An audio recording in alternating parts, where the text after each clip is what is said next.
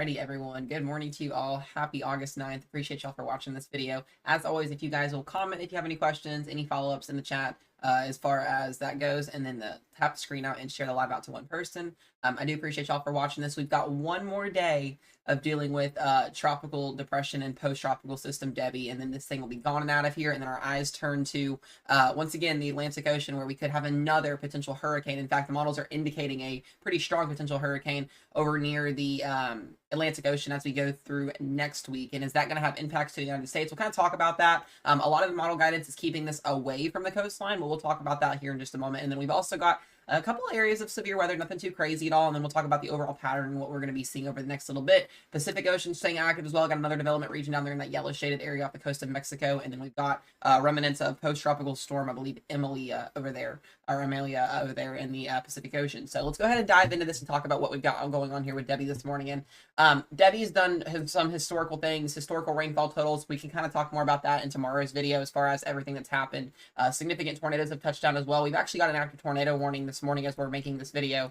If you were in the Susquehanna County area, I probably said that Susquehanna area, be mindful here. This is an active tornado warning if you see this video at the time. So we are getting tornado warnings out of this. There is a marginal and a slight risk for severe weather today, and this is strictly tornado driven. So if you were in the green shaded area from North Carolina all the way up here to parts of the Northeast corridor, as far as almost Boston, Massachusetts, you're in a 2% tornado risk. And then in the yellow shaded area here, you're in a 5% tornado risk. So basically today's severe weather threat is going to be wind driven, yes, clearly, but it's also going to be tornado driven. And we're really going to be focused especially on that brown shaded area in New York, Philadelphia, a lot of named cities. We might go live for this today depending on how this starts to turn out. We've actually already getting warnings right now, so we probably will be going live later on this morning. So be looking out for a live stream for my people that do like to watch me cover stuff. But as far as this goes, Debby's center of circulation is somewhere in this mess. And she will be working off its way to the northeast, and then we'll be out of here by this afternoon. So this is really not too long of a threat today. It's not going to be like yesterday where we saw rounds and rounds of rain and tornadoes. It's going to be kind of coming through, and as it goes through, it's pretty much done over with.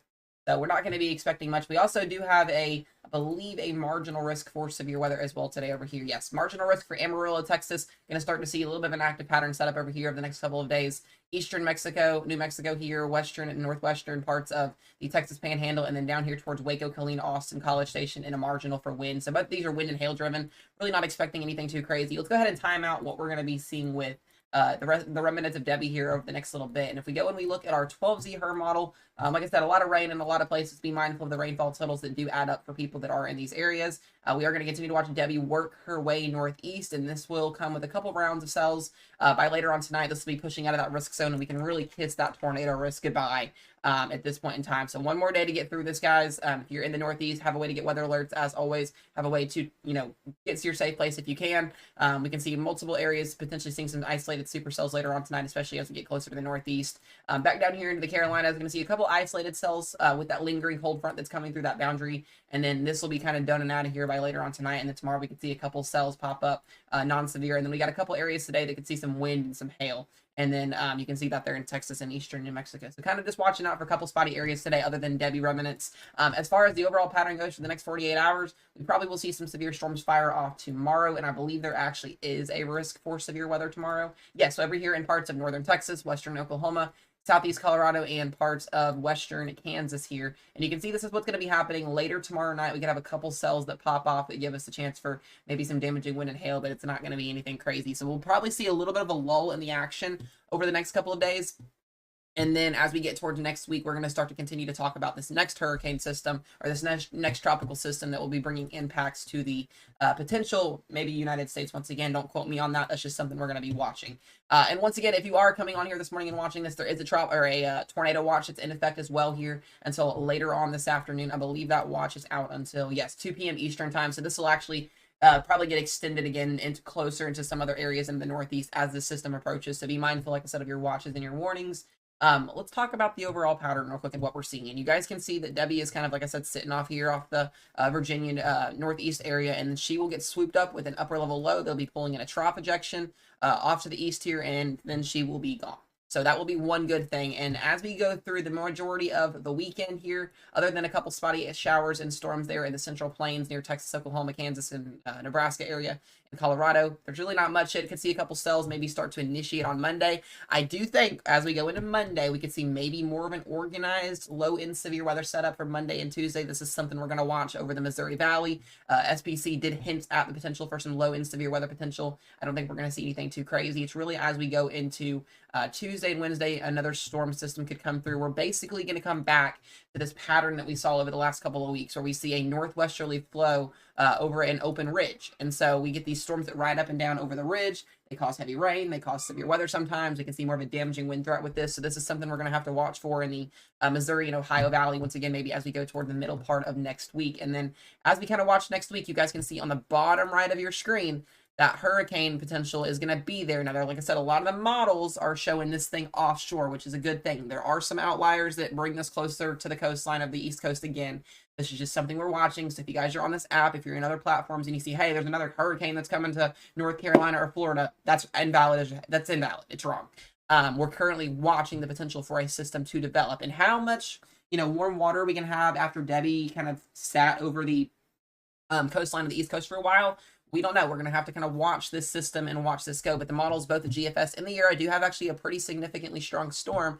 But the good thing about this is we have a very strong Bermuda high that is going to be off the coast over here. And what this is going to do is basically pull pull this next tropical system all the way to the east, and it should keep it off the coast as of now. If there are any changes, we'll update you guys on that. That'll probably be the common trend. Some of the models have this potentially even hitting, as far as Nova Scotia later on into next weekend. That's a pretty significant hurricane, so we probably will get a hurricane out of the system just due to the fact that it will be out over the open waters. We will have warm waters, but I don't think as of right now we're going to have land impacts. So this is just something we're watching curiously as we go throughout the next couple of days. I do want to also talk about the overall jet stream. What is our jet stream going to be looking like? And like I said, you can see our trough ejection that's going to be pulling out here over the next couple of days. I'm going to let my model load real quick because it's loading very, very slowly. Here we go with this. And like I said, as we go through, really through Sunday, we're going to see that northeast trough ejection move out. We see some couple storms and some showers over the next couple days in the northeast after Debby moves through.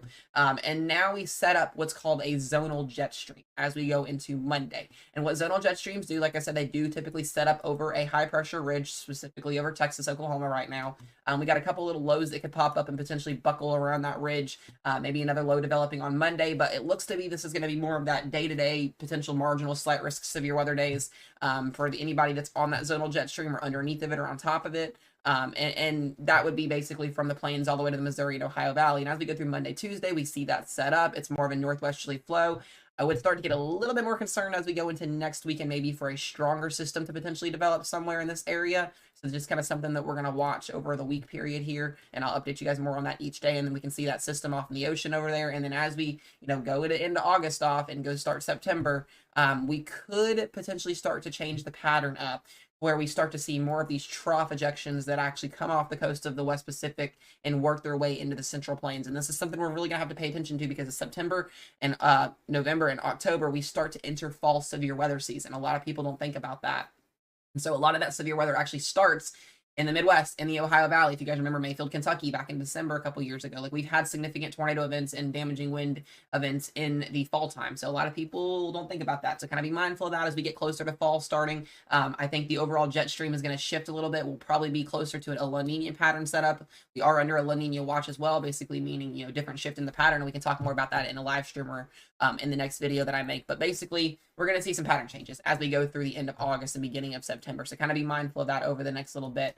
As far as the overall rainfall totals go for the next, I'd say 7 to 10 days here, we'll just kind of play this out here on the Euro, and we'll let you guys see what we are actually looking like. I do want to make something note really quick while this is loading.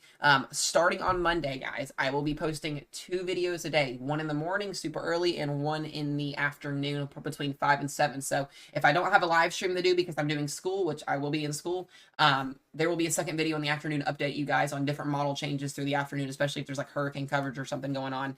If I can't get on for that, I'll give you guys a second video so you guys can be ready to go on what's going on. So there will be one in the morning and one in the afternoon on here. So just kind of be mindful of that.